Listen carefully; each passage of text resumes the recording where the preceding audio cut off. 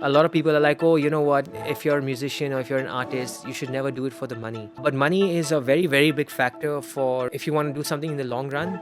I believe if you're very passionate about, the money will always come. But if you start seeing a little bit of money in it, it gives you that much more encouragement or motivation. You can put the money back into your art. You can use the money to buy a better guitar, which will automatically make you sound better. Buy a better mic, which makes your voice sound better. Hire a better producer who produces your music with a lot more experience. It allows you to work towards a lifestyle that you might have envisioned yourself to have.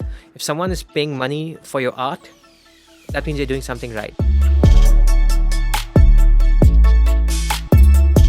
Welcome back to Against the Odds. Behram Siganporia is the singer and band member at Best Kept Secret.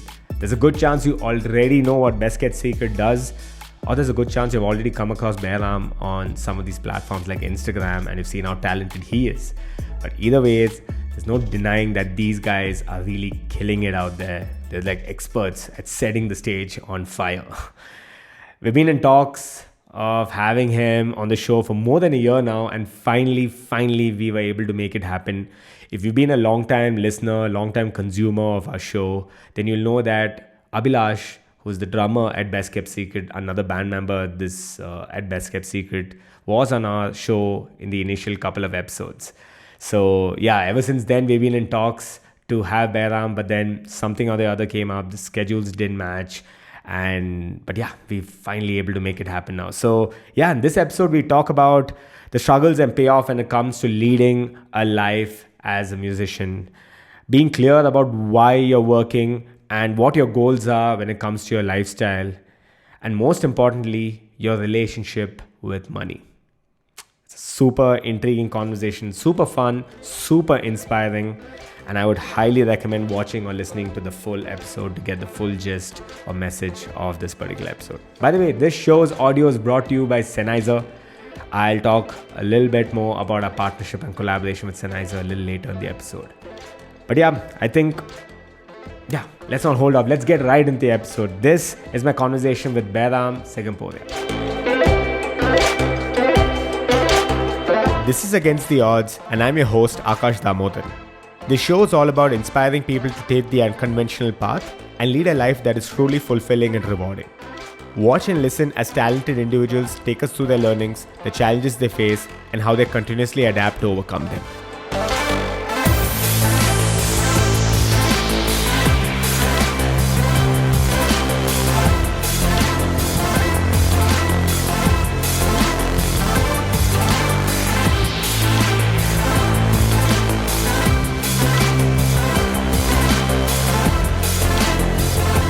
The moment you said, the last I interviewed Abhi was for our fifth or sixth guest, right? Yeah. It brings back memories, man, because... Yeah, for how you start, right? Because it's your journey as well. You're going against the odds as well. I'm really trying here. Yeah. I mean, the fact that we started literally in our dining room, right? That's where we were shooting initially. Oh, yeah. Yeah, wow. And I remember calling Abhi home and I hadn't met Abhi prior to that. I just knew his cousin. Okay. And then he pulled him in and he said, this guy wants to do a talk show. And Abhi's like, I don't do all this shit, man. Yeah. I'm not this kind of person. You know how he is, right? He's like, screw the shit, no way. Yeah. And then I spoke to him on a call and he was like, okay, this seems a little different. It doesn't seem like the regular, a podcast interview per se.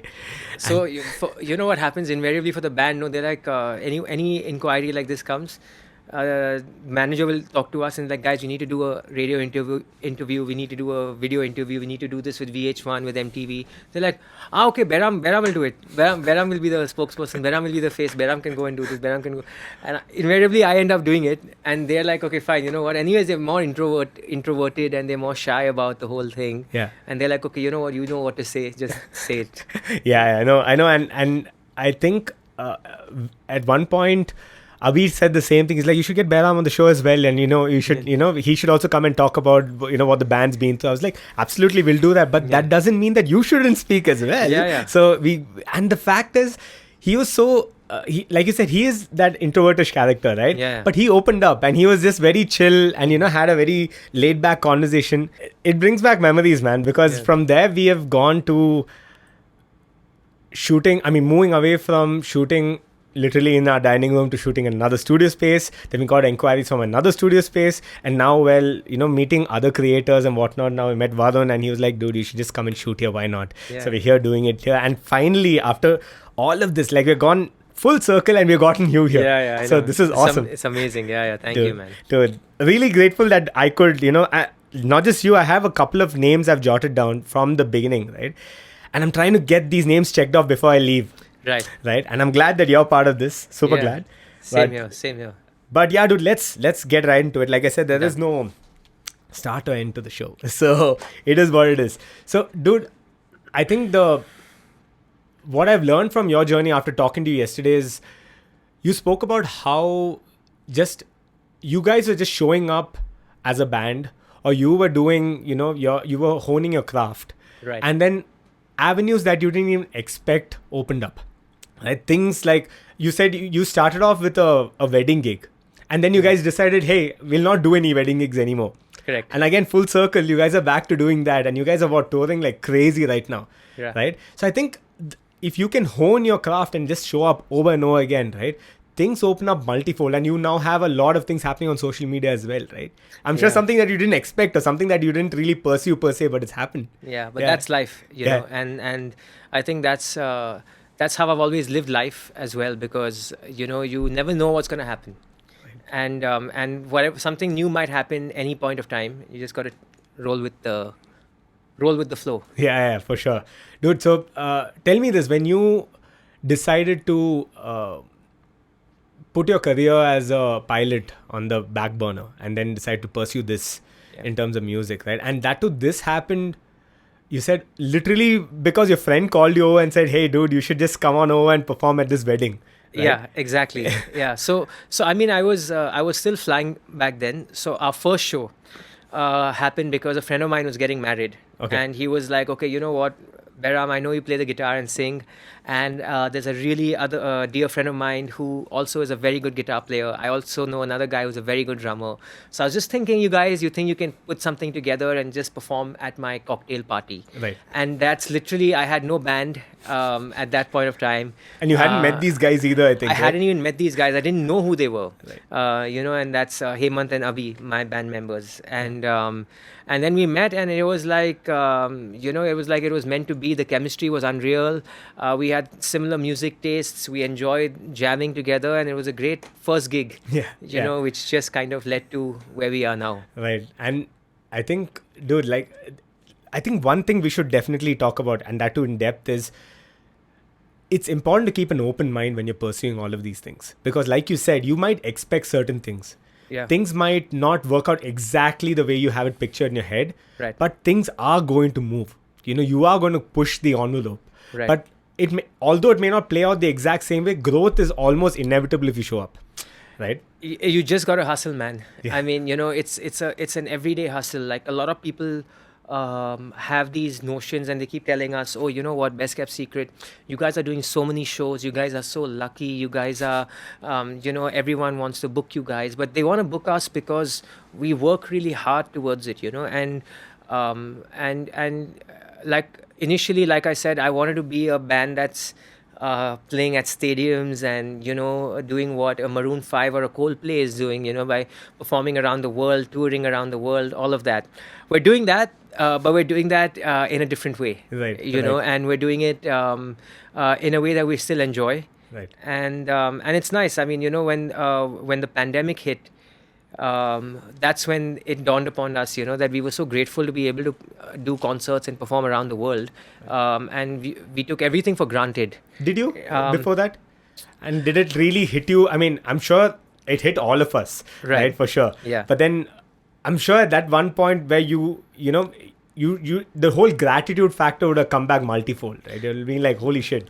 For sure. Because, when everything came to a standstill, and now we were doing 100 shows a year from 2017 onwards, everyone was booking us. We were playing around the world. We were doing, there was a point where we were doing a lot of pub shows and club shows. So we got to interact with our fans in a very close manner, and we were just rolling with it. We're like, one day we're in Bangalore, the next day we're in Paris, the next day we're in Moscow, we're in Amman, in Jordan, in Dubai, in Delhi, in Calcutta, wherever it is, we're just going, and we're like, okay, we got a booking, we're performing here today, we're performing there tomorrow. And we didn't really get a time to think about what was happening.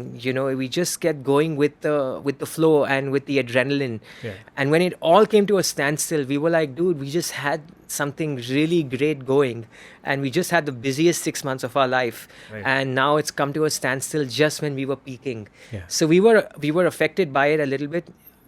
It was also a much needed break, because I felt that I felt I was on the verge of burning out. Okay. So it came as a welcome break for me. It also came as a time to reset, refresh my mind, write new music, try and identify what I want to be as a musician.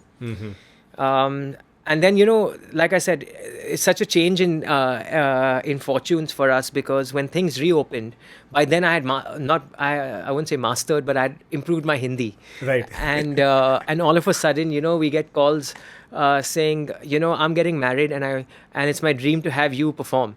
And I was like, okay, I understand your dream might have been Maroon 5 play at your wedding, but I know that's a little far-fetched. We all have big dreams, but you can settle for me. It's fine, And they're like, yeah, I really wish you could play at my wedding. And my manager was like, yeah, let's start doing these gigs. And we said, okay, we were saying no to weddings initially, and this was our only avenue to perform in the pandemic. There was nothing else. There was no nightlife. There was no music festival, food festival, college festival.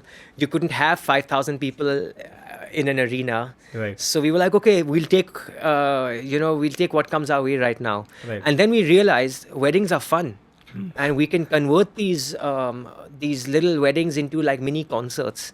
Right. And it's not going to be a stereotypical wedding. It's going to be a fun concert or a party at a wedding, and that's what we have brought to the table. And Right. it's been great fun for us as well. No, what made you actually approach it that way? I mean, what you're basically talking about is how you try to redefine these wedding events, right? And Right. yeah, what I mean, see, I'll give you a simple example. When creators, and I talk a lot about creation because, well, We're all all creators. in this. Yeah, we're all creators, and content is so evergreen right now, right? Yeah. When creators or photographers or videographers get into a game, they first get into the wedding game, right? Like some place where they can make a quick buck. Exactly. And then that's a good way to build a portfolio, and then they probably venture out into so many other freelancing gigs and whatnot. Exactly. Right? Exactly. Instead of approaching it from the perspective of changing it up, like the wedding game itself, and I think you guys could have gone and just done your regular, like a set list, do like 10 Yeah. songs and just like, come away, get paid, and that's that. But Yeah. I think what you guys have done more and more is kind of, like you said, transform that whole event into Yeah. like a party of sorts, a true party. And that too, what, like you said, 12 or 1 in the night. You guys are just like, Yeah. getting people to jump up when they're normally falling asleep. Yeah, exactly. So, I mean, where basically what we realized was there was a period between 2018 to 2020 where we were saying no to wedding gigs because we had a closed mind, saying that, oh, a wedding gig means, okay, fine, you know what, we get paid good amount of money, but we're just going to stand on one side and just perform, and people are going to listen to our music, and from far away from the bar, they're just going to be like, hey man, that's good, and I don't want to be, that's not what I signed up for, I don't want to be a band that's just background music, or that's just adding ambience to an event. Right, and have some recommendations come in, and then you guys play it and they're whatnot. like, oh, okay, fine, I can play Bruno Mars for you, or I can play Justin Bieber for you, but Yeah. like, it's not that. Yeah. So then when we did the first show after the pandemic, which was a wedding in Delhi, a big fat Indian wedding in Delhi, they actually had a stage with lights and a arena kind of a vibe already for us. Okay. And when we got Was on that something you guys asked, or No. just happened to be that way? the wedding planner arranged it that way, and they said, look, this is the theme, and it's a cocktail night, and we feel that the bride and the groom really want you guys, and they really like your English music, but you've got a whole set of Bollywood music as well, which you've started off. So if you can do a few of those Bollywood songs for the Delhi family members, we could, it would be great. Yeah. And I mean, obviously we're managed by an agency, and our manager spoke to them and stuff like that. And when we got there, this was the first show after the pandemic, and we were like, sound checking with masks on, and Are you serious? because we were worried, we were like, okay, dude, it's still the first wave, Yeah. and I'm like, am I allowed to talk to these people, not talk to these, like, what is the deal, like it was like a new beginning for us. But then one thing we realized was we got on stage and we realized that, man, I missed the stage so much, and it was a big size stage, and at the end of the show there were no masks. The family members No dresses, okay, no, maybe pushing it. there were no masks. There was no one vaccinated back then.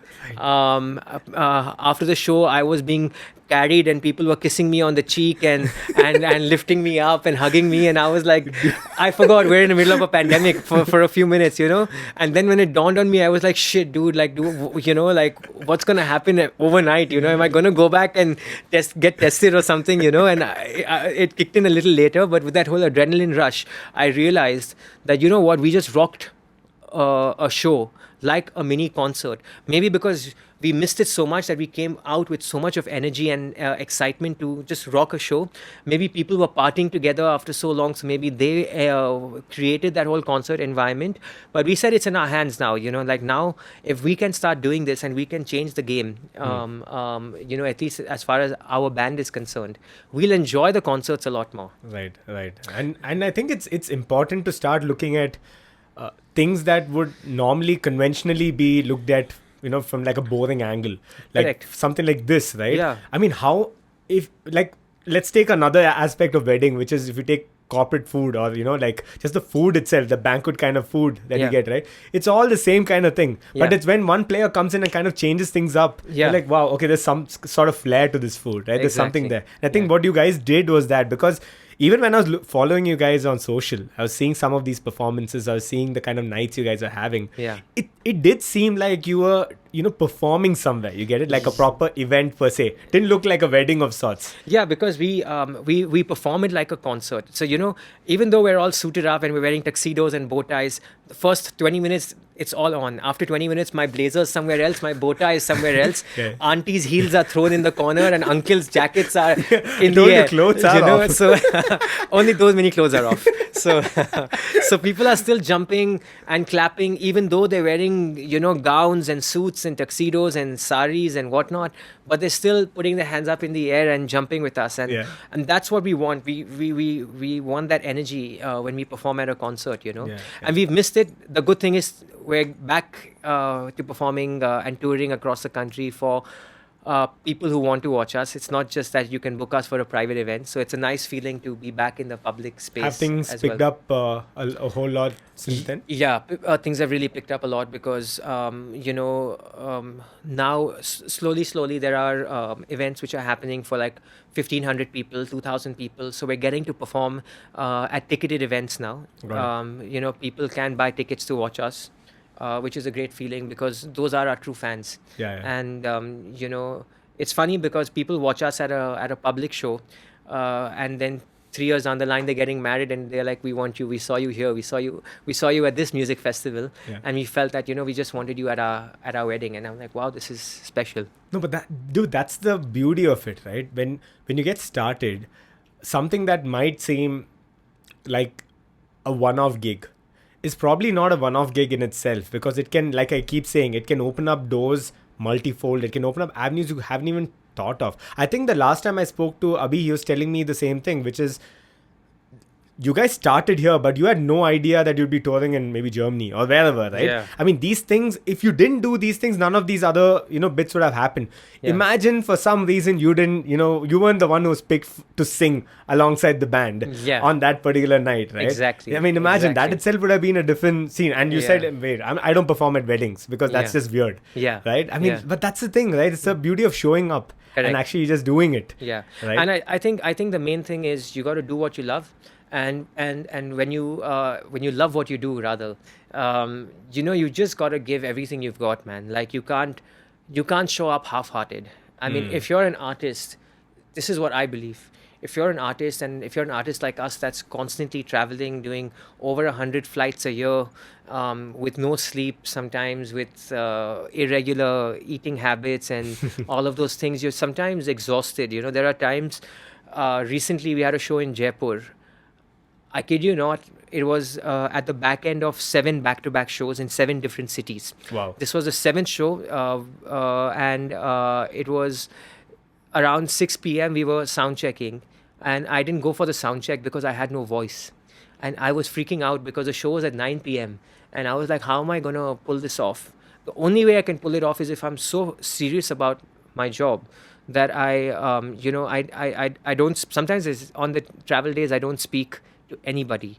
I'm just drinking hot water, doing my thing. The only time I speak is when I'm warming up before the show, getting my vocal cords all ready and charged up. And I literally got to the event. The band was like, are you okay? And I had a little bit of hot soup, and I don't drink, but this time I actually did a shot of brandy, Right. Then I had hot water. Right. I got on stage and I was nervous. This must have been we've done over 500 shows. I don't get nervous. We performed in front of 5,000 people. This was a 150 people show. I don't get nervous ever. This was the first time I was nervous. I was like, is my voice going to open up in the first song? And the first song is usually high energy. You want to get the crowd in the first song. And the moment that guitar's plugged in, things kick in, the lights are on, the sound is alive. Somehow that voice just came out, and it comes out. And it's all about, showing up, giving everything you've got, whatever the situation is, because no one knows you've done 6 shows back to back in 6 different cities, and they don't care about that. Yeah. You're there for them, and you got to give them what they want. Yeah. Dude, I think we had a singer on our show earlier, and she was talking about how not just as a performer, but as a creator, someone who puts themselves out there, right? Like, people won't know what sort of state of mind you're in, what you have gone through, what's happening behind the scenes. Yeah. At the end of the day, they're paid for their ticket, or they're paid to be there, or they expect some sort of performance out of you. Yeah. And it's your duty as a performer, as an artist, to just show up. And you can be going through a whole lot of nonsense. Yeah. Right. But then I think it's a matter of how you're able to kind of keep all of that aside. Yeah. Be truly professional and just like go for it. Exactly. Right? Yeah. Exactly. I mean, that's what you're there for, and that's what they are there for. And a true artist will know how to keep everything aside, keep whatever's happened. Sometimes you have technical issues, and sometimes you have hospitality issues for that matter, especially if you're traveling like us.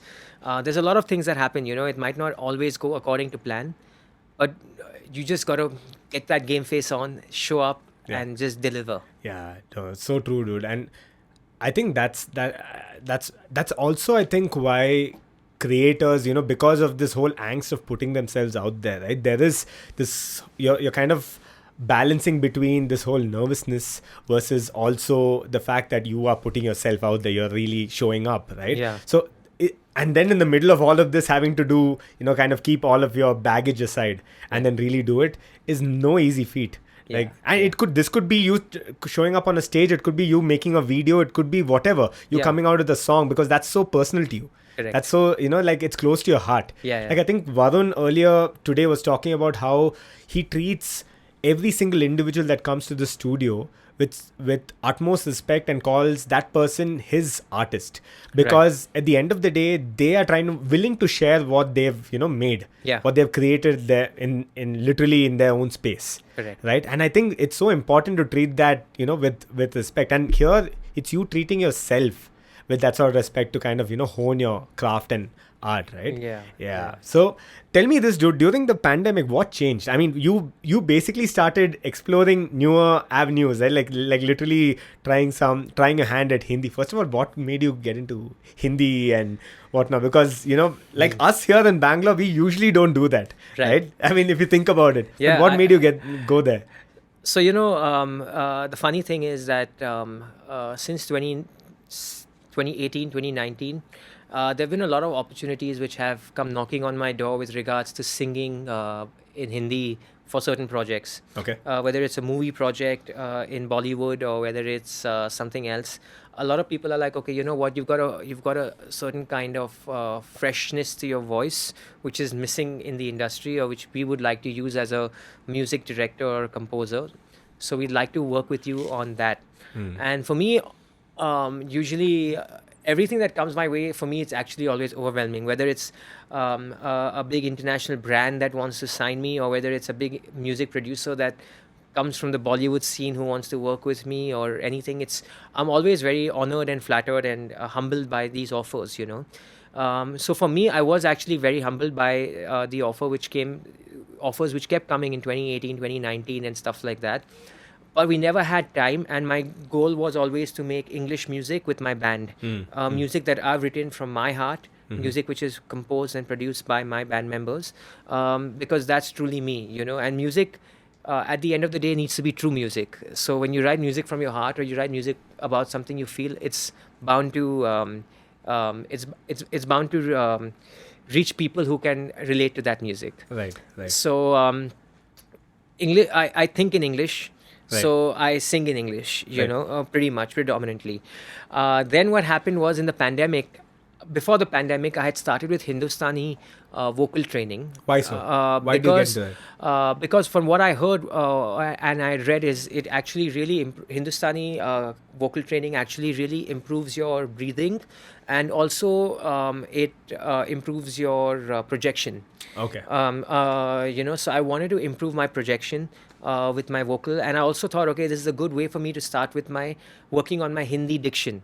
So, you know, rather than singing do re mi, I was singing sa re ga ma, you know. And the groundwork is the same. You know, you have a certain sense of pitch, which is relative to any language that you're singing. So I thought, okay, let me dabble a little bit with Hindustani, and I had a guru who used to come home and teach me all of these things, and it was nice. It was actually very good, because it was giving me a very different perspective.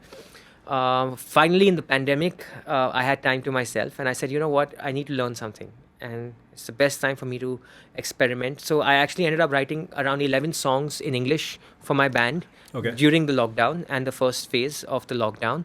But I also started listening to Hindi music and singing it in this weird accent, you know. It's one thing I'm from Bangalore, it's another thing I'm a Parsi, and Parsis have the freaking weirdest Hindi accent on the planet. So, you know, it sounded like some white dude is here sitting and trying to sing a Hindi song and stuff like that. So it wasn't really it was a little comical, if you ask me, initially, at least to me.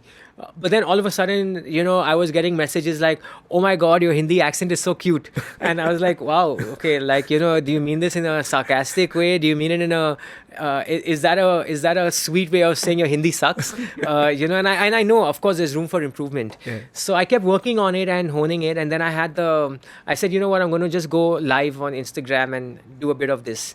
And I started doing these live sessions and stuff like that. And the feedback I was getting from everyone was like, it's cute, it's nice, we like your style of singing Hindi, it's new and stuff like that. Then my manager started getting calls from people saying that, you know what, we like this whole urban metro vibe that Behram's got with his Hindi. So let's see what, you know, can we explore that avenue? Right. And then I spoke to the band, and they were like, look, we think there's potential to this.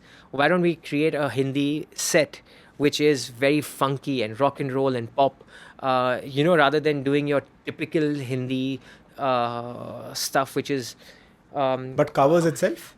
Covers itself, yeah. But in our own way. Okay. So, you know, there's a lot of Hindi songs which I can't sing and which I probably never will sing, because it's just not, I just wouldn't do justice to it. Got it. But there are certain songs which are the old songs, like your 70s and 80s songs, which are very Western influenced and also have true music, you know.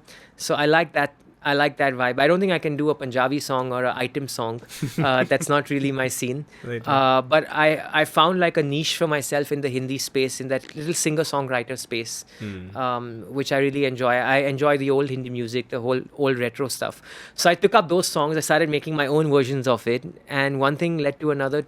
And then all of a sudden, we became this popular band at weddings. We won 2-3 awards for being like the most sought after act in India for the wedding space and all of that. So, and all because of the Hindi set list. I wouldn't say only because of the Hindi set, because we also add the Hindi flavor to it. But we've also got a very, very solid English rock and roll set that you know rocks out at these parties as well. Yeah. So I mean, you get the best of both worlds. Yeah, and I think, dude, this is one thing that you just mentioned that's so important is, again, going back to the fact that you'd keep an open mind, right? How's the band, how did they react to, you guys having to come up with a new Hindi set list? Was that completely fine? Because some people, it's like a deal breaker. Some of them are like, yeah, maybe that doesn't work for us. But how was the band? What I love about the band is that everyone is so open-minded. We all were a little narrow-minded earlier. Like I would say 2015, 2016, we were like, nah, we don't want to do this kind of music. No, we're not going to do weddings. No, we're not going to do these kind of shows. We only want to do a certain kind of music and stuff like that. But when you mature as a human being and you mature as a musician as well, just like as an artist, basically, you realize that, if you have an open mind, the world is your oyster and the world is a stage. Yesterday I was singing in English. Today I'm singing in Hindi. Tomorrow I might be singing in Kannada. So I think I've grown as well. And I think, 5 years ago, I didn't want to explore any of these languages. I was like, I'm going to be like this English rock and roll star. My icons and my idols are all musicians who are English musicians, Right. So I love Michael Jackson and Queen and Bon Jovi and Elvis Presley and the Beatles and U2 and Coldplay and all of these artists, right? So I'm inspired by like 80s rock and roll and stuff like that. Only now did I start exploring Bollywood. And when I told my band about it as well, they were like, look, if we're doing it, let's do it our way. And let's add our own charm to it, because there's a singer in every street in India who can sing in Hindi. So what am I bringing what's different to the table? Right. So that's what I love my band about. They're very open-minded. They're like, okay, you know what? If you think this is the right decision, let's do it. That's awesome, dude. Yeah. And again, I think we spoke about this too with Abhi. And for everyone who's listening or watching who hasn't seen Abhi's episode, probably go check it out. Yeah. But I think one part is trying to hone your skill. And I think we'll definitely dive into that a little later, where I think you have to constantly keep learning. And the fact that you went back to Hindustani music will go there. But I think the fact that you're also keeping an open mind and you're trying to create your own space, right? That is, I think, truly unique. And that's what sets you apart, right? Because every other, like you said, every other town, there could be a singer in every street, but there's also probably a band in every other, part of the town, right? Yeah. And everyone's trying to do the same thing. Yeah. But if you can go against the grain and do something unique, the avenues open up like multifold. Yeah. I mean, you just got to go against all odds. Perfect. And, I like the plug. So yeah, I mean, yeah, for us, we're always open to exploring different opportunities, and every opportunity needs to be grabbed, not just taken. That's what we believe. And if we can, push ourselves, because it's not easy for all of us. No one in the band speaks Hindi very well, and I'm learning the language. I'm learning it more to sing rather than converse. When it comes to conversing, I still sound like a Brit guy who's in India, saying, "Mere liye ye lekhe aao, mere liye mujhe wo chahiye," kind of a thing, So the accent is still very awkward. Yeah. But yeah, I mean, we're very open to it, and now we're just hustling because we know, okay, fine, avenues are opening up for us, opportunities are opening up for us. Yeah. And you just got to do what you got to do, man. Yeah.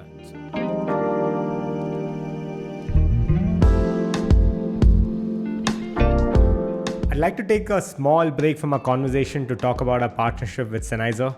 Sennheiser is our audio partner and provides us with all of the audio equipment that we use here at Against the Odds. And today I'd like to talk about these wonderful microphones that we use here. So we use the MK4s and the MK8s for our recording. I actually use it for my podcasts, interviews with my guests. I use it for my voiceovers. Probably some of the best microphones I've ever used, and I can even tell you it's probably one of the best microphones out there in the market right now. I remember in the initial days when I got started with the show, I used to use those lapel microphones, the lavalier microphones. Actually, you can go check them out when I used to shoot back in my dining room.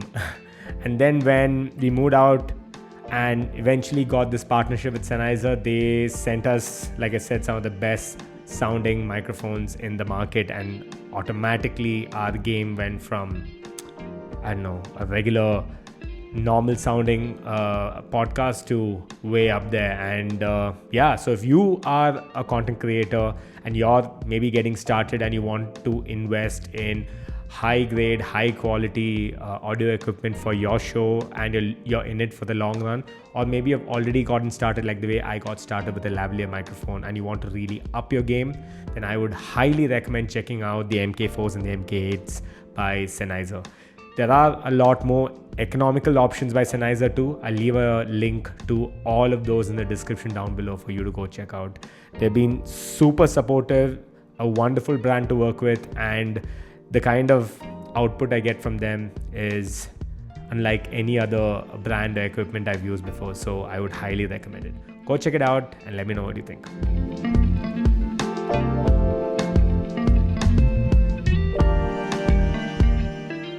So tell me this, dude.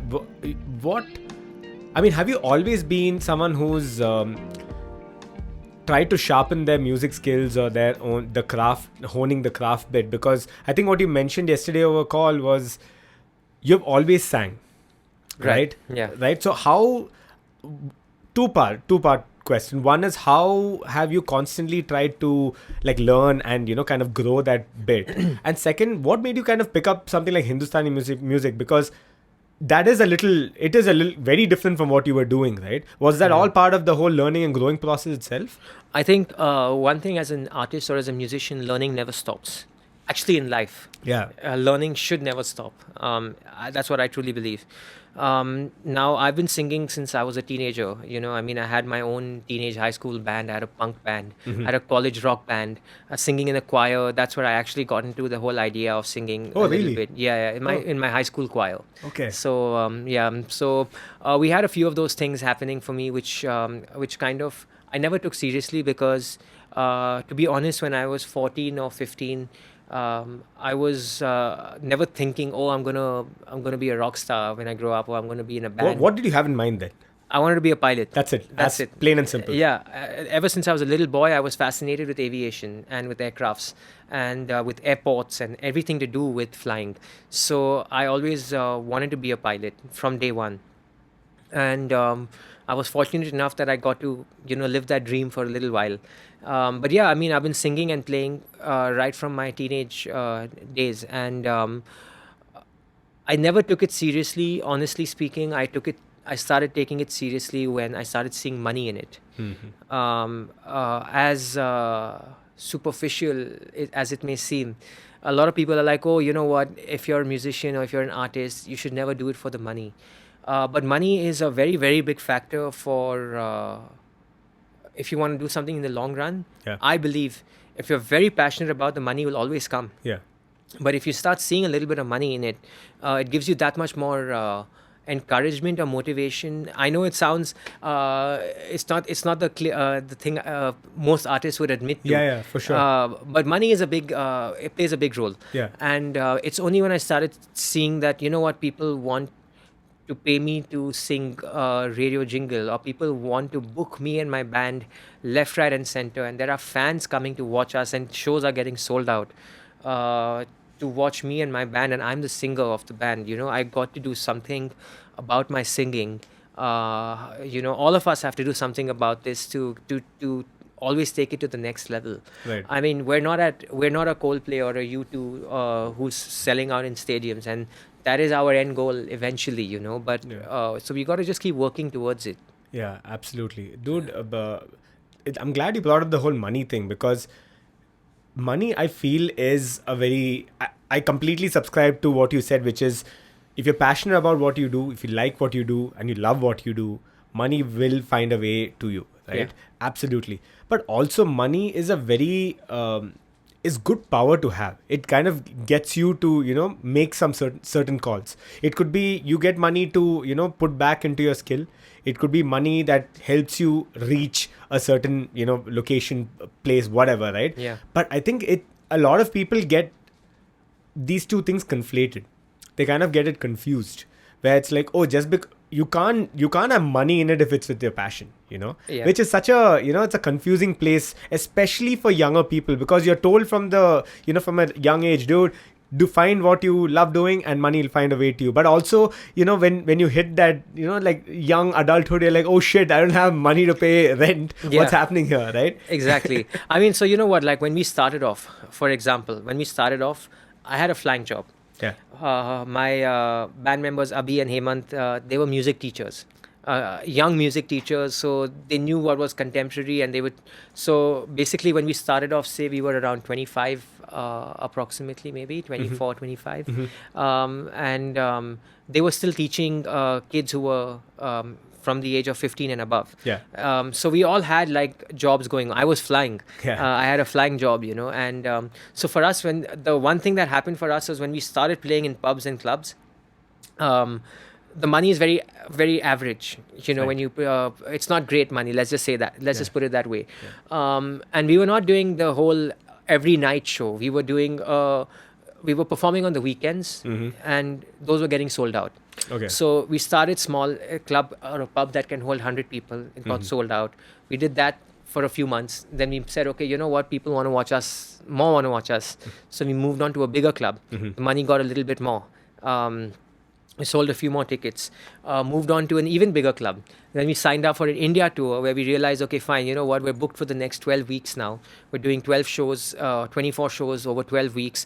It's decent money. It's only when the show started getting bigger and bigger and bigger, and then the record labels started approaching us. That's when we realized, okay, you know what? There's a good amount of money in this, and like you said, money can be used to. You can put the money back into your art. You can use the money to buy a better guitar, which will automatically make you sound better. Buy a better mic, which makes your voice sound better. Buy money to record in a good studio, which makes your recording sound better. Hire a better producer who produces your music with a lot more experience. Yeah. So money is always important, but more important than anything else is that it allows you to work towards a lifestyle that you might have envisioned yourself to have. Because I think a lot of people, when they're making their deciding what they want to do in life when you're growing up, my idea of becoming a pilot was not just because I was so fascinated with aviation and stuff like that, but I had two options. I had one option, which was to move towards the to go into the defense or use to the NDA and join the Air Force, or I could go commercial. My mom was too afraid for me to join the Air Force, and the commercial flying had a little bit more glamour to it. So I realized, okay, if I'm going to be flying as a commercial pilot, I'm going to be making a certain amount of money, which will allow me to have a certain kind of lifestyle. And I never thought of it from that perspective with the band. Right. But if you're an artist and if you envision a certain lifestyle that you want to have, you want to have, for example, a Lamborghini or a Ferrari parked in your garage. You want to have a private jet one day. You got to work, in my opinion, that should not be the motivating factor ever. Yeah. But if that's the kind of lifestyle you aspire for, you got to work towards those 100 steps, step by step. Yeah. And it like I said earlier, it's a very big motivational factor, because if someone is paying money for your art, that means you're doing something right. You're imparting value. Yeah. Right. Yeah. Right. And dude, I think you said it well. I like how you put it, where you said people approach it more from a passion perspective or from a work or an occupation perspective, but not necessarily from a lifestyle perspective. Yeah. Which I think actually it's got me thinking. You're right. Yeah. Because people don't necessarily think about, okay, this is what I would want my life to necessarily look like. It's more about, I will do this work. And then probably the second thought is, okay, maybe I should get to this lifestyle. Yeah. Right. Yeah. But I think, if you can kind of bridge that gap, then nothing like it. Yeah. Right. And I think it took you how long before you guys realized with the band that this is something that could, get you there? I mean, see, we've anyways been a very busy band, and fortunately for us, there've been a lot of people who've been sponsoring the band. Our concerts always have at least a bunch of sponsors who pay us to perform and stuff like that. So money was a factor at some point of time, because my guitarist got married. and my keyboard player, my ex-keyboard player, he got married. They wanted to move into different houses. They needed a certain amount of money. So for that purpose, we wanted to take up more shows. And we had to figure out, okay, fine, what's going to pay us more as a musician?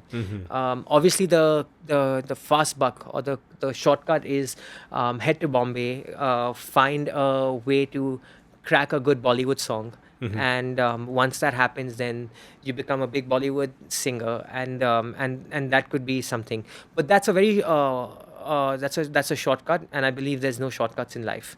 It's to each their own. Yeah. You could have a very short career in Bollywood, like you come and go, like a lot of people do, or you could sustain that career for a nice, good period of 10-20 years. But there's so many new people coming in and out and doing their thing, so you got to keep reinventing yourself. What we realized as a band is that we can do what's in our control. And when we realized, okay, you know what, we're getting paid a lot of money to do college fests, music fests, corporate shows. Corporate shows was a big thing for us before the pandemic.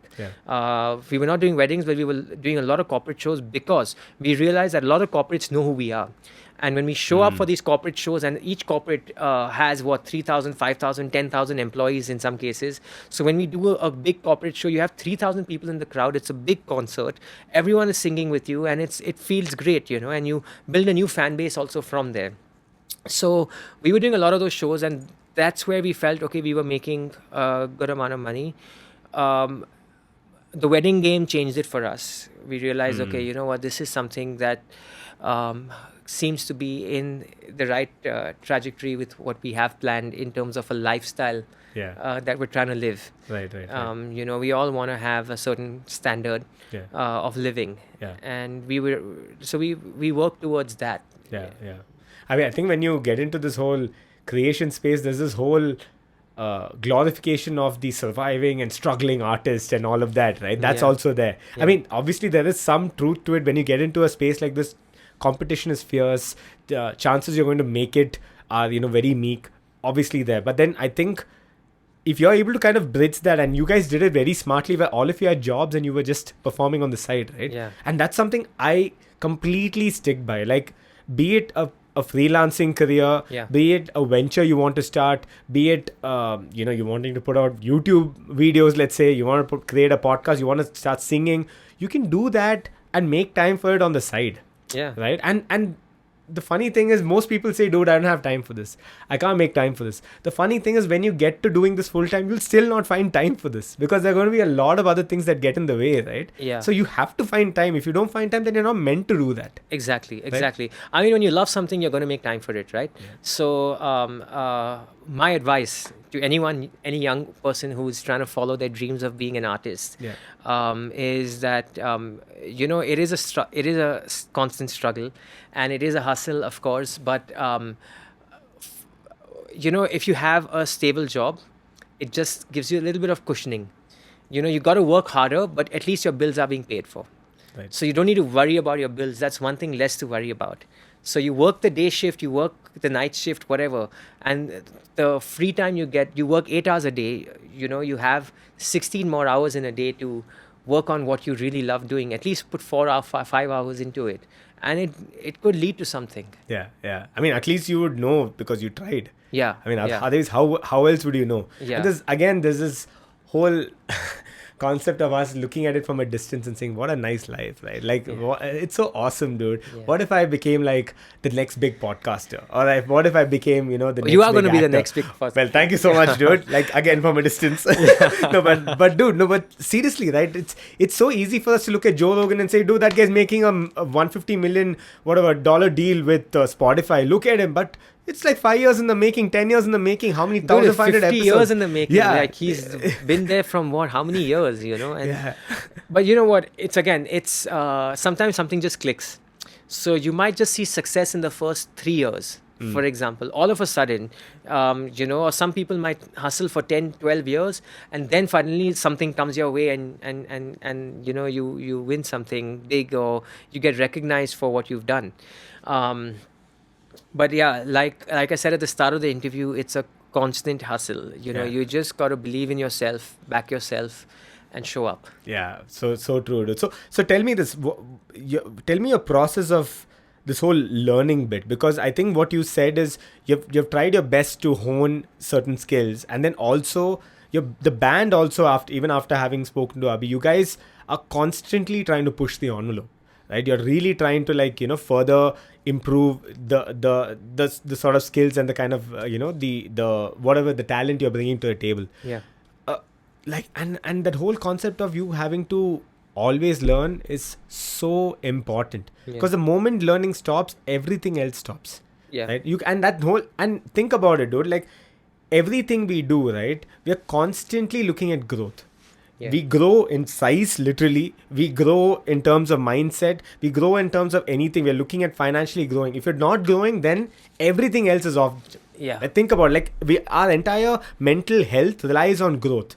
Correct. So obviously it comes back to how you're able to invest and keep at it, right? Right. Yeah. Right. I mean, for us, as musicians, you got to keep learning. Even if it's covers, you got to learn lyrics. Yeah. You got to learn new songs. Whether you're covering songs, you got to come up with new songs. If you're producing new songs and stuff like that. For me, it's been great because I'm learning. Like, I'm still in the process of learning Hindi, but we're all constantly working on our craft. You just got to get better and better and better, so that no one ever comes to a show and feels like, okay, these guys, they're okay musicians. We don't want them to just say that, because we've worked so hard for this, and they'll be like, that is a tight band, that is a good band, and they all play their part really well. And that's the feedback we want to hear, more than anything else. Correct. And just out of the fear of one day someone coming and saying, oh, this band, they're okay. They're just about okay, we never want that. We want everyone to be like, okay, these guys are really like good. Settling itself. Right? Yeah. And it's like we want musicians also to enjoy the show. It's not just the fangirls who come there and scream and enjoy the show. It should be something that people understand musically. Also, it's very enticing. Right. So that's why we keep working on our music, and we rehearse every day. Literally, like, if we have a day off, we rehearse. Yeah, no, so true. Like, in today's day and age, right, everything, once you create something, everyone's okay at marketing it. Like, let's put an ad out, let's get this impression, let's get, like, sponsor this thing and put it out there. But if you think about it, this whole word of mouth, and again, I was talking to Varun about this earlier, all along it's always been word of mouth, especially in the creative space, right? It's the best form of marketing. For sure. Like you just said rightly, when you were doing corporate shows, each of these corporate companies itself would have 3,000, 5,000, 10,000 employees. That's 10,000 impressions. Yeah. Talking in marketing terms, right? Yeah. It's literally getting your brand name in front of 10,000 people. It's getting the quality of your work in front of 10,000 people. Yeah. And then you never know what can come out of those 10,000, right? Yeah. It may not even be corporate show. It could be something entirely different. Yeah. And so like you said, the shortcut could be to just head over to Bollywood, maybe even Hollywood. I don't know if you really want to push it. Yeah. But you go there, and chances are it may not work for you, or chances are you could get lucky with it. But at the end of the day, this could also lead you there. Like, and it could open up avenues and doors you may have never even imagined, right? Right. I mean, see, you know what? I don't think there is a differentiation between an artist and an entrepreneur in today's world, because being an artist, you are a startup on your own. Okay, so Best Kept Secret, as a band, we're registered as a company. Okay, we operate like a company. We might be artists, but we have everyone else that's running the show behind the scenes. Right. We work on our music and on putting it out there. Yeah. When it comes to marketing, packaging, all of that stuff, we have an agency, we have people handling all of that. But you got to be an entrepreneur, because you got to understand that you got to create a product that people want. Right. Whether when Apple comes up with a new phone, they know that this is something that people are going to want. Yeah. And there is a certain aspirational value to it. Correct. And that's what an artist, at least I believe. I mean, I speak for myself. I don't speak for every artist, because every artist is unique in their own way. Many people don't want to do something for the money. They don't care about the money. They don't probably need the money. They don't want the money, or whatever it is. They do it purely from an art form perspective. So what we do is we look at music from a very entrepreneurial manner. where you realize, like you said, you're performing for 10,000 people. One is you're getting paid for it, but two is you're also possibly creating 100 more fans or 1,000 more fans And out opportunities. there. Yeah, and then you perform for one corporate. Before you know it, the next corporate hears about it, and they're like, these guys had a great band performing at their annual day. Now we want them at our annual day. Or our office is opening. We want them at our office opening. And stuff like that. It's happened to us in the past because we played one car launch. Before you know it, we're playing at 10 car launches. We played one hotel launch, and before you know it, we're playing at like hotel launches everywhere because they're like, okay, fine. You know what? They got these guys. We want them too. And that's how the word spreads. I think people put so much of emphasis on digital media and on the virtual world. Yeah. But they forget what's happening in the real world, and the real world is still very real. Yeah, for sure, dude. I'm glad that you brought up this whole treating your band as a venture, right? Yeah. And treating it as a company per se, because not just a band, but I think anyone in the creation space itself, right? You could be an individual freelancing or a YouTuber for that matter, but you need to worry about all the other aspects of it if you want it to be a viable business. At the end of the day, right? You have to think about paying your taxes. You have to think about how you get more gigs. Maybe you need to think about how you can get your video in front of more people. Whatever it is, right? So it's so important for us to don that hat. And I think, although these platforms have opened up these opportunities, it's very important for you to kind of think holistically. Right? Of course, and for that, the most important thing is you got to be open-minded. Right now, as we speak, I never thought I would be writing radio jingles or I would enjoy singing radio jingles. And the funny thing is that there are brands that are now approaching me on Instagram or approaching us on Instagram saying that we want you to write a song for us. We also want you to feature in the song. And we also want you to be the face of the brand, which is great because that's like, okay, fine. You know what? I'm not just writing a radio jingle. I'm also kind of acting in it. Yeah. But I would have never thought of this earlier. I never thought of it as an avenue earlier. But then when I realized, okay, it's exciting, it's enticing to write something, come up with ideas, all of these things. Why not? And like I said, every opportunity that comes towards us, we're grateful, we're humbled by it. And if it's something that we have time for and we can do justice to, we always try to take it up. So true, dude. I'll tell you honestly, like, even with like pursuing, like me being a podcaster here, right? Yeah. We started off with just creating the podcast, like I said, literally in my dining room. Yeah. No idea that, we would get clients and, a lot of client work and whatnot. A lot of people who wanted to create podcasts like the way we did. Yeah. Who want to create videos at the quality that we were, publishing.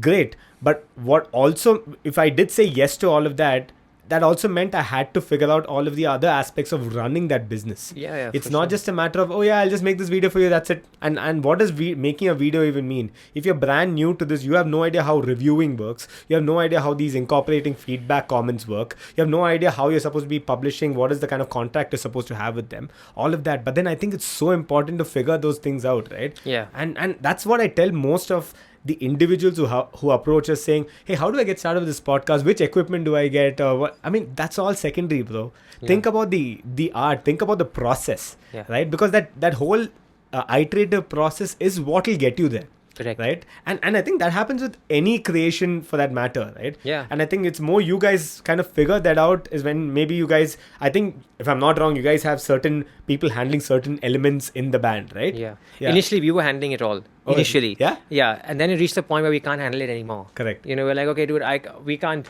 be talking to a client and saying, okay, fine, you know what, I book me on this flight and book my business class tickets here or book my, get these cars organized. We need these many cars, these many hotel rooms, all of that. Like initially I was doing it. Different members were doing different things. One of the band members was managing social media. One of the band members was managing the accounts. One of the band members was managing logistics. Yeah. So all of that was going on initially. Then we were like, look, man, like we got to focus on the music. Right. Like let the experts do everything else, Correct. So once you focus only on your art, it's just much easier. But keep in mind that, there's a certain, it's important for an artist to have a little bit of a business acumen as well, in my opinion. And if you don't, then get a manager who has that. Or someone who guides you in that way. Correct. You know, because you got to sustain. A lot of artists will always, like us as well, we always think short term. You know, we always think, okay, what are we going to do next month? How many shows do we have next month? How much money are we making next month? Where are we performing next month? And why are we only doing 5 shows and why are we not doing 10 shows? You know, we don't want to worry about those things. Right. But dude, you said it well. I think that whole long-term business acumen and perspective is something that is what is going to make or break you. I personally think, like, how you can take yourself to that next level. Yeah. Right. Dude, so what did you guys do? Did you guys sit together and like figure out what's the best way for you to go about, you know, from a business perspective? Or you just hired and got someone to handle most of that? No, I mean, you know what? I'll be very honest with you. When I started the band, I was doing it for fun. Right. And it wasn't about the money. I didn't have a long-term plan. I thought I'll do it for 2 years, 3 years, do it for fun. Yeah. It was a nice way for me to socialize with people. I made a lot of friends in the initial days. Yeah. We play at pubs. I have 50 people who are coming every time to watch me, who became my really good friends. Right. And all of that was a very short-term plan. Then when we thought, okay, you know what, I can do this instead of flying. Right. And I can, you know, sell my soul to rock and roll, basically. Yeah. You know, I realized, okay, fine, you know what, we're going to have to push harder for this. Eventually, we reached a point where we didn't know how to handle the money. So we got an accountant on board. Yeah, obviously, finance is always the first part we'll get outsourced. Yeah, so you're like, okay, dude, like, you know what, like, we're making money now, but we don't know how to file our taxes. We don't know how to like account for this. So let's do this, you know, like, let's get an accountant. Then he said, look, you should register your band as a company. That's when we started realizing, okay, fine, you know, we need to operate a bit like a company. Yeah. And not just as a band that's just playing today in one pub and tomorrow in another pub. We're not doing that anymore. You know, we're doing something which is much, much more challenging or a lot more intense, you know. So and also viable in this case. Right? Yeah. Right, yeah. So when I decided to give up my flying job, and when my band members decided to give up their teaching jobs as music teachers, we sat down and we said, look, if we're going to do this for the rest of our lives, we need to make sure that we're doing something right and that it's sustainable. And we're going to have to keep molding ourselves and keep reinventing ourselves, because a lot of musicians are like, you know what, I'm only going to play the blues and I'm only going to play jazz. I'm not going to play anything else. Great, dude. Like, you know, that's your call. More power to you. Yeah. But like, tomorrow, if today you have 100 people listening to jazz, tomorrow if you have 10 people listening to jazz, are those 10 people going to pay you so much money that compared to that 100 people? You know, how are you going to sustain your crowd? You got to do something that keeps, you know, your fans happy as well as, you know, so that they believe in you. Yeah. So when we thought of it from a long-term perspective, we were like, look, I want to do this now for a long time, and for the rest of my life if I can. So what do we need to do to be at the top of our game? So every day it's a different thing. Today we think we need to do one thing, but next month we might be like, oh, you know what, like, rock is coming back. We got to like do a little bit more rock, or we feel like, okay, you know what, now we're feeling the pulse with a little bit of disco, you know, we want to do some new disco. Yeah. So we change genres. You got to blend, you just got to stay in tune with the times, basically, you know, as an artist. Yeah. If you want to sustain financially. Yeah, absolutely. Dude, if you didn't, then COVID would have completely like knocked you out, because that was like some curveball in itself, right? Yeah. My God. Yeah. And I remember when I connected with Abhi, this was just after that first wave, right? Okay. When I had Abhi over for the shoot, it was, and I remember him saying that, dude, even now we are still trying to reinvent or like rediscover, figure out what we can do. One, from what we have already been creating, and two, from how can we still get our work out there right now. Yeah. Like, and even during, I think, the pandemic times, you guys were trying to perform individually at, you know, each of your houses. You guys tried some certain things. You tried to do a remote performance of sorts, and then you used to go live and, you know, all of that, right? Yeah. I think it's very important to do that. You know, you like kind of keep an open mind, but also keep at it. Right? Like I said, it's a constant hustle. Like, you know, people might be like, oh, you guys have a great life, you know, or you guys are constantly performing. Dude, they don't and stuff see like everything that. else that goes into it, right? Yeah, they don't. I mean, many people don't see the hustle. You guys are not in our jam rooms watching us argue with each other and say, "No, I want to play the song this way. I want to play the song that way." Or you're not there understanding how my manager's fighting with clients or negotiating rates and payments and dates and making time and all of those things.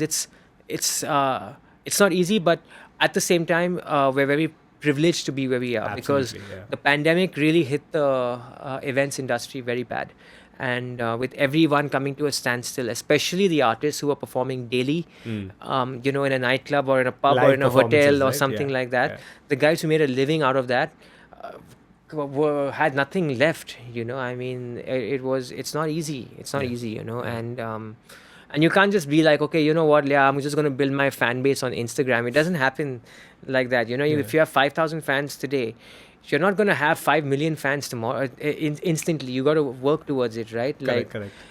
So it's not easy for a lot of people. For us, I think I was very fortunate because there's a lot of brands that approached me in the pandemic, and they felt like I was the right person to kind of shoot for them. And that kind of helped me. That was another avenue that you touched upon earlier. Right. The whole social media influencer aspect of things. But that's another beautiful part of being an artist, because when you're an artist, you get to endorse so many other brands and do things which you would have only dreamed of. Yeah. I mean, you would have never gotten this if you weren't an artist in the first place. Exactly. I think it all goes back to that. Plus, if I was a pilot, you wouldn't call me on your show. No, I would. But how does it feel to fly an aircraft? There's 1 lakh people flying aircrafts all over the world. You're not unique, So no, man. No, I had someone on the show. I think, or I'm not sure where I heard this, but this person said, social media amplifies your other skills or amplifies who you are. At the end of the day, you can't be just a social media person. I mean, you can try that over and over again, and probably you might make it, and there might be some, again, that's also very nuanced, right? But there's a good chance that you are trying to make it elsewhere, and you're doing something, you're adding value somewhere or the other, and that's how social media clicks for you. I agree. Although I know that a lot of bloggers will disagree with this statement because they live on social media and their life is around. No, but you see, it's like you said, bloggers should be blogging. And then, the social media is just another medium for them to put it out. Very true. But I think that word is misused. The whole blogging and stuff. But I mean, social media, like you said, it just amplifies your work as an artist. Correct. Yeah, so true, dude. And like, think about it. Like, if you look at a YouTuber's social media account, an Instagram account, let's say a YouTuber, right? People are following him on Instagram not because he's great on Instagram, it's because he's great on YouTube. The same way you see a person who hasn't been on social media ever suddenly opens up an account, and overnight they have 1 million followers. Why? They haven't posted a single post, but how do they have 1 million followers? Well, because they're already known to be an actor, or they're already known to be an artist or a creator, something, right? So I think it's that, like, people try to build a following from nothing in Instagram. You can do all of that, but then you also need to realize you're building some other skill set in the process. Right? It comes to that. So, like we said, I think all of these other avenues have opened up because you guys have all gotten together and jammed, and it's basically that. It's basically that. Yeah, it's like your work. You create a good body of work, and everything else just comes together. Absolutely, dude. I think that's a good place to wrap things up. Amazing. This was freaking awesome. I'm glad we got to talk about this and so much more. 2 things I ask of all of our guests, and I'll ask you the same thing as well. One is, what's one last message you'd like to put out there for everyone listening and watching right now? I would say you just got to keep hustling and stay busy, because when you're not busy, it plays with your mental health. So find what you love and just let it kill you. In the process. That makes a lot of sense. And second, if you had to send people online to see your work, or where you're publishing, where would we send them? You can find a lot of my music on Instagram. You can find a lot of it on Spotify, Apple Music, YouTube. We're everywhere as Best Kept Secret Band and as Behram Siganporia.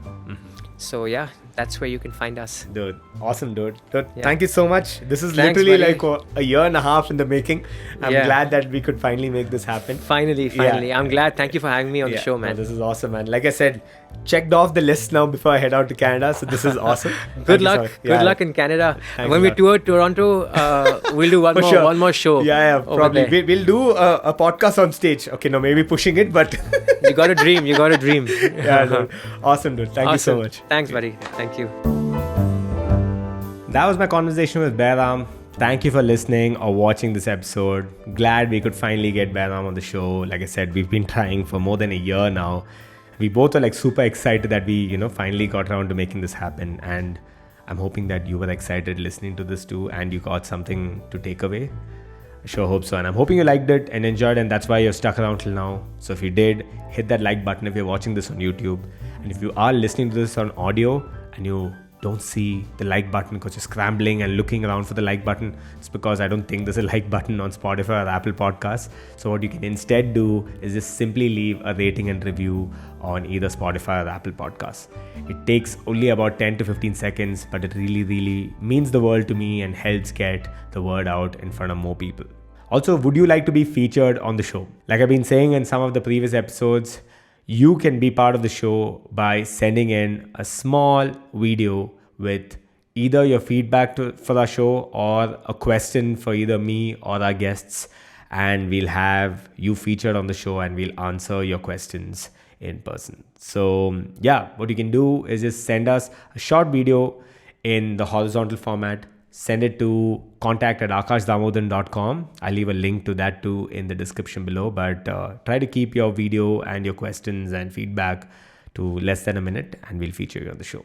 Oh yeah, by the way, huge shout out to Red Music Box and Varun Murli, without whom none of this would have been possible, because we had to move out of our previous studio and we needed to find another studio to shoot some of these guests that we had confirmed, like Behram. So if you're looking for the perfect place to record your music or content, if you're a musician or a content creator and you want the right professional setup to record your content, then head on over to Red Music Box Studio here in Nagarbavi in Bangalore and get going. Easily the best studio I've been to in Bangalore, and I would highly, highly recommend it. I guess that's it. Thank you guys. I'll see you on the next episode. Cheers.